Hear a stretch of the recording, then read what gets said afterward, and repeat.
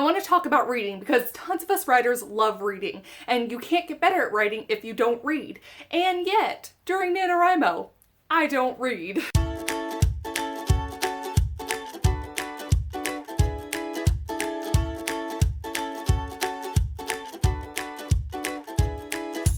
Hey guys, I'm Kate, welcome back to my channel and welcome to day 27 of NaNoWriMo.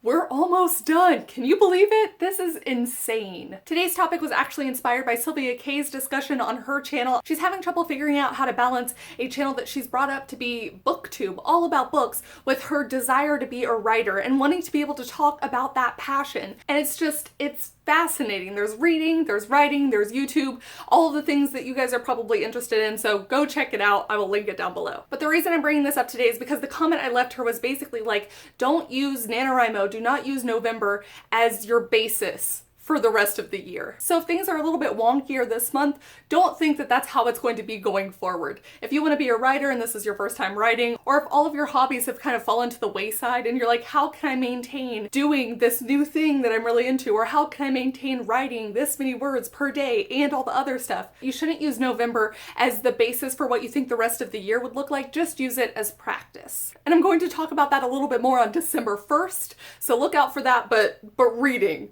Reading is the topic at hand.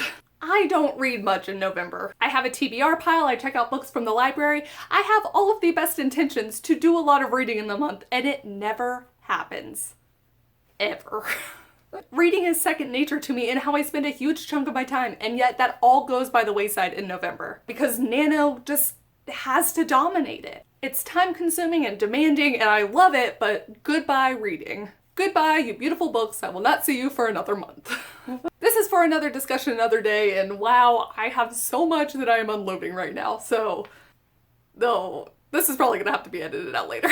But I try to read completely different genres than the one I am writing at the moment. So even when it's not NaNoWriMo, I still don't read in the same genre that I'm writing in because I'm one of those writers and I'd love to see an actual number attributed to this or some kind of poll done, but I can't read YA fantasy when I'm trying to write YA fantasy without some of the other authors' language that I'm reading bleeding into my novel. And I can't read mystery when I'm writing mystery because a lot of the style and like certain character traits I find in my novel later. And I'm like, this doesn't make any sense. Why would they do that? And it's because I was reading a book that happened in.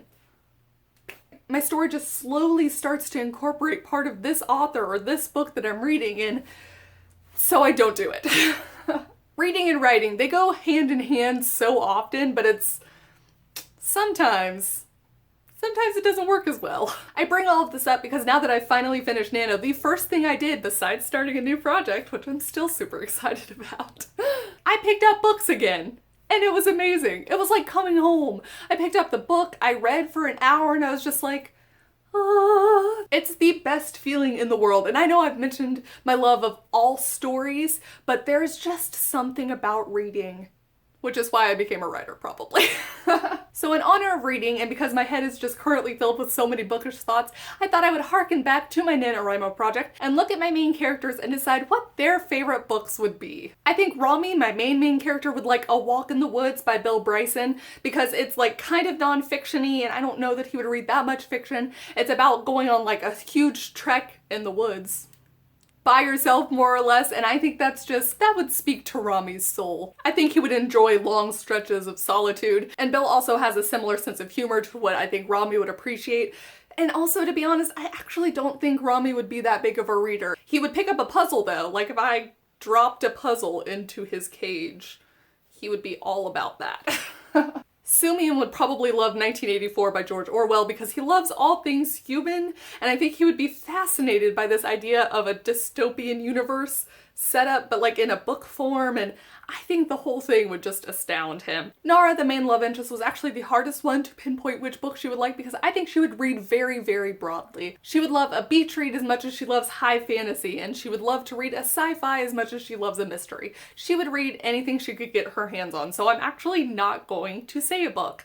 I think she would be a booktuber. If such a thing existed, if the world that she lived in was a better place, she would be a booktuber. I think Montgomery would be a non-fiction guy, and I think he would read Moneyball. He strikes me as the baseball kind of person, and he'd love statistics surrounding the sport, so Yeah, I think that would be it.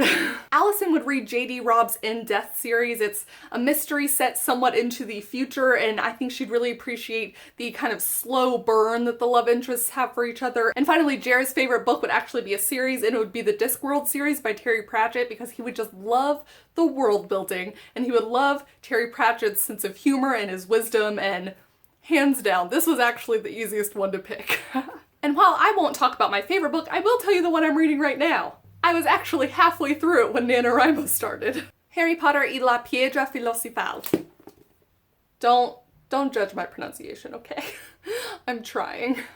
And I am going to talk a little bit about trying to learn another language by reading Harry Potter or by reading a book series that you know really, really well. So be on the lookout for that. The second book I was in the middle of is Leigh Bardugo's Six of Crows, because I am so behind on BookTube's favorite books, and because I'm the worst. And then I'm also reading Walden on Wheels, which is on my phone, but I'm recording with that, so I cannot show you. I will put a picture up somewhere in this area. Why? Sometimes I think, why am I so weird? And then I'm sure some of it has to do with books, to be honest. Alright, that's it for this video. Please comment down below and let me know what book you're gonna read after NaNoWriMo is over. If you also find that you're not able to read during NaNoWriMo, and if you have the same problem I do with reading a genre and writing in that same genre, or if it's just me. And finally, any other bookish thoughts that you may have, please comment down below and let me know. I would love to hear them. Thank you guys so much for watching. I'm gonna get back to reading. I will see y'all tomorrow for day 28. Bye.